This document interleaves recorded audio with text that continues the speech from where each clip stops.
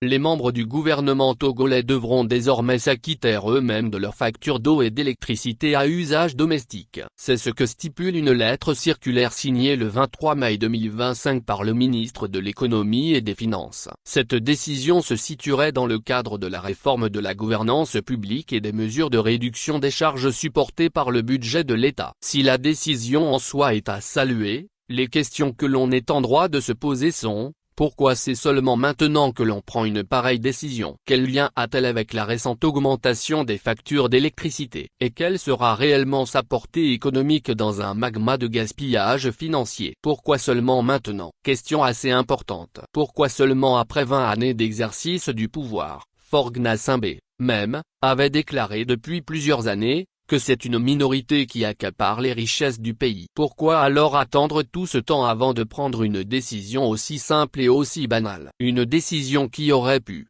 tant soit peu, faire des économies au trésor public et permettre, aussi minimes soient-elles, quelques investissements dans les secteurs sociaux de base dont les prestations sont indispensables à la vie et à la préservation de la dignité humaine.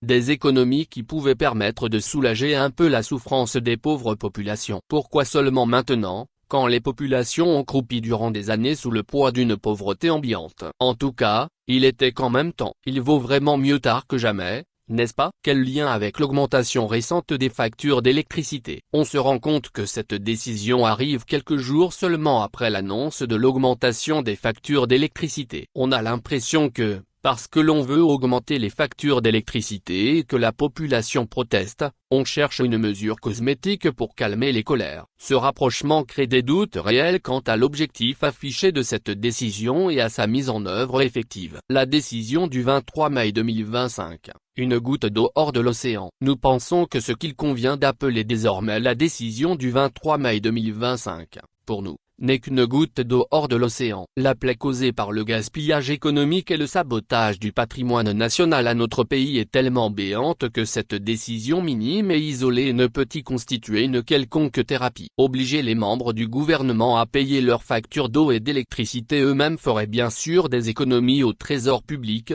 mais face aux problèmes existants, cette mesure est un non-événement. Les frais d'eau et d'électricité des ministres ne représentent pratiquement rien par rapport aux déperditions économiques que connaît ce pays avec la corruption, les travaux publics mal exécutés, les surfacturations, les rétrocommissions. Ce qu'aime Faure Gnassingbé aurait dû faire depuis longtemps et qu'il n'a pas fait jusqu'à ce jour, était de recadrer clairement et vigoureusement, au vu et au su de tout le monde, la minorité qui accapare les richesses du pays. De cette manière, il rendrait plus service à notre cher pays. DRG Orge William Kouessan. Actualité éditoriale featurée d'Opinion Pays Société Togo.